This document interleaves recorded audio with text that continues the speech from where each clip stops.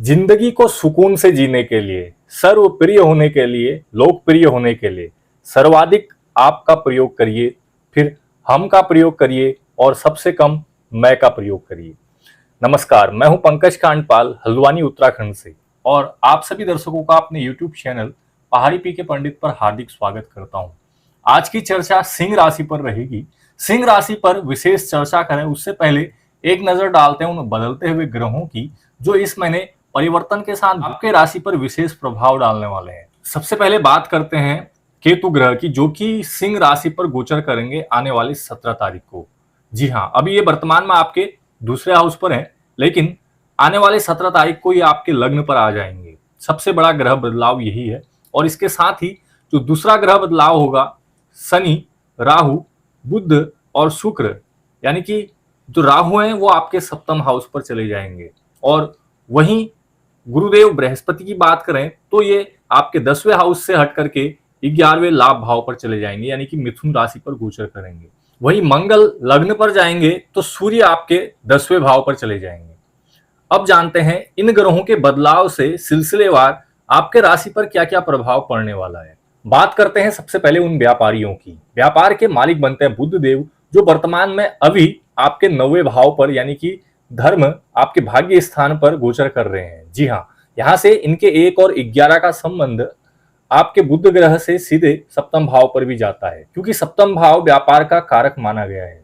आप अपने कार्य क्षेत्र को बड़े ही सजगता से करें, क्योंकि दूसरे पर भरोसा करने से अच्छा है कि आप स्वयं ही उस कार्य को पूरा करें। जो लोग डिफेंस के लिए काम कर रहे हैं या फिर लोहा स्टील स्टेटर्स टेंडर्स मैन्युफैक्चरिंग स्टील का काम कर रहे हैं, उन लोगों के लिए अभी वर्तमान में अच्छा समय बना हुआ है। बात करें सप्तम हाउस की, जो कि आपके व्यापार के लॉर्ड बनते हैं शनिदेव। वर्तमान में ये शनि और राहु से अष्टम भाव पर पीड़ित हैं, यानी कि शुक्र और राहु का 50 योग पर शनिदेव फंसे हुए हैं।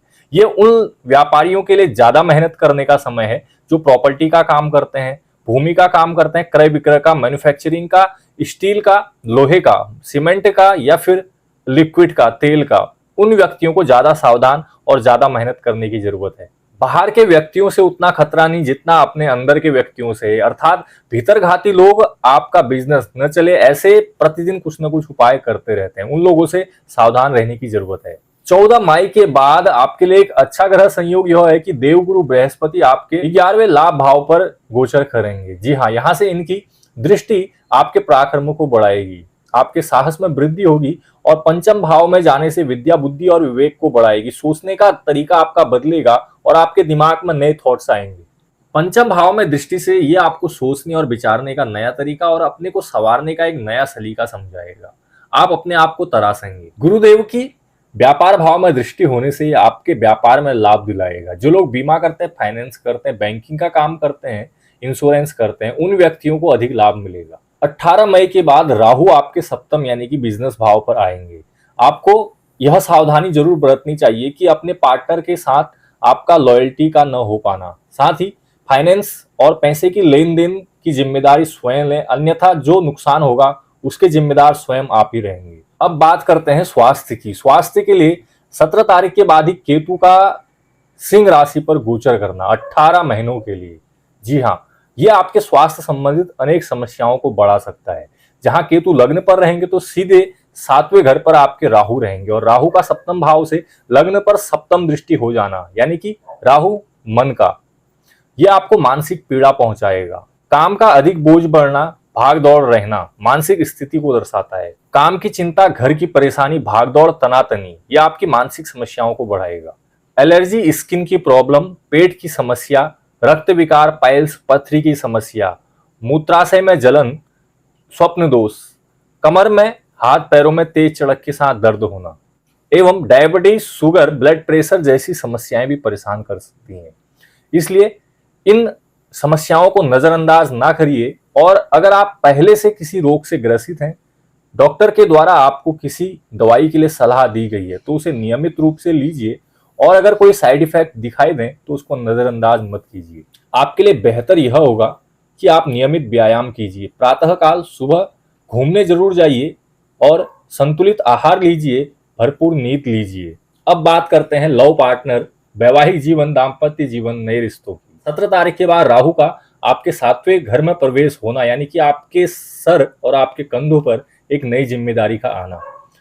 आप अपने लिए यह सुनिश्चित कर लीजिए, घर वालों पर जिम्मेदारी न डालते हुए आप अपने पार्टनर को स्वयं चुन लीजिए और अपने लिए यह पक्का कर लीजिए कि वह सही है या नहीं है, क्योंकि बाद में घर वाले पीछे हट सकते हैं लेकिन आपके ऊपर जिम्मेदारी आ सकती है। लव पार्टनर को लाइफ पार्टनर तो आप बना लेंगे, किंतु आपका शक करना बढ़ सकता है। साथ ही आपके अनैतिक संबंध रिश्तों में खटास भी पैदा कर सकते हैं। राहु, शनि और शुक्र 8वें भाव पर बैठे हुए हैं, यानी कि यह आपको हर किसी से फ्रेंडशिप करने का एक नया मौका और आगे बढ़ने के लिए प्रोत्साहित करेंगे, लेकिन सतर्क आपको रहना है, जिम्मेदारी आपकी है, धोखा आपको मिल सकता है।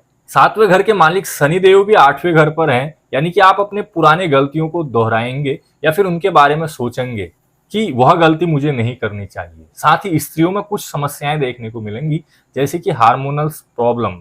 साथ ही घर की जिम्मेदारियों को पूरा न कर पाने की वजह से मानसिक समस्या, कभी कभी मूड का स्विंग हो जाना तथा रात को भरपूर नींद न ले पाना या फिर नींद का न आना जैसी समस्याएं महिलाओं को परेशान कर सकती हैं। अब बात करते हैं उन स्टूडेंट की जो पढ़ाई में लगे हुए हैं। जी हाँ, यहाँ पंचम भाव के मालिक बृहस्पति सबसे बढ़िया स्थिति पर आपके 11वें लाभ भाव पर रहेंगे, जिनकी सप्तम दृष्टि आपके पंचम भाव पर पड़ेगी।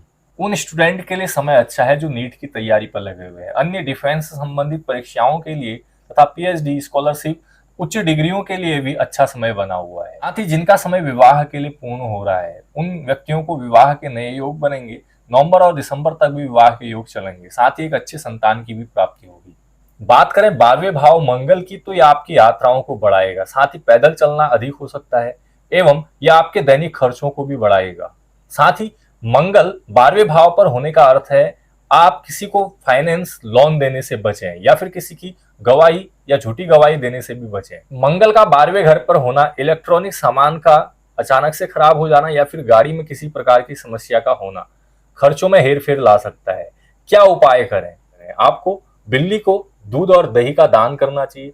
साथ ही चींटियों को आटा और चीनी जरूर खिलाना चाहिए। शनिवार को शिव पूजा अवश्य करें। मंगलवार को हनुमान चालीसा का पाठ करें, तो ये सारी समस्याएं हैं दूर हो जाएंगी। तो सिंह राशि वालों के लिए आज के राशिफल में बस इतना ही। अगर यह वीडियो आपको पसंद आता है तो लाइक शेयर जरूर करिए। चैनल पर पहली बार जुड़ रहे हैं तो सब्सक्राइब करना मत भूलिएगा। कल मिलेंगे किसी नेक्स्ट राशि के साथ। अभी के लिए मुझे दीजिए अलविदा। जय हिंद, जय भारत।